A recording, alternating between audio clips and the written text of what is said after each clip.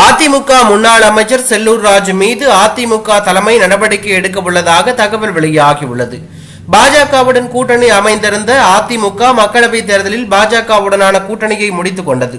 இந்த சூழலில் சமீபத்தில் முன்னாள் அமைச்சர் செல்லூர் ராஜு பிரதமர் வேட்பாளர் குறித்த கேள்விக்கு பிரதமர் வேட்பாளர் என்பது தேர்தலுக்கு முன்பு தேவையில்லை என்று பதிலளித்திருந்தார். இந்த சூழலில் அதிமுக முன்னாள் அமைச்சர் செல்லூர் ராஜு தனது சமூக வலைதள பக்கத்தில் ராகுல் காந்தி வீடியோவை வெளியிட்டு நான் பார்த்த நெகிழ்ந்த ரசித்த இளம் தலைவர் என்று குறிப்பிட்டுள்ளார்.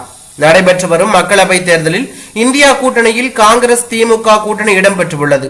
அதிமுக தேசிய அளவில் பாஜக கூட்டணியிலும் இந்தியா கூட்டணியிலும் இணையாமல் தனித்து களம் காண்டுள்ளது. இந்த சூழலில் ராகுல் காந்தியை செல்லூர் ராஜு புகழ்ந்து வீடியோ வெளியிட்டு இருப்பது அரசியல் களத்தில் பேசும் பொருளாக மாறியுள்ளது.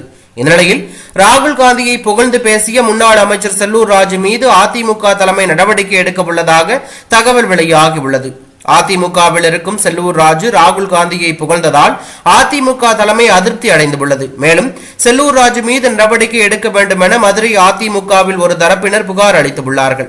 ராகுல் காந்தியை புகழ்ந்தது குறித்து அதிமுக தலைமை செல்லூர் ராஜுவிடம் விளக்கம் கேட்டுள்ளது. இந்த விவகாரத்தில் செல்லூர் ராஜு கொடுக்கும் விளக்கத்தின் அடிப்படையில் நடவடிக்கை எடுக்கப்பட வாய்ப்புள்ளதாக தகவல் வெளியாகி பரபரப்பை ஏற்படுத்தி உள்ளது.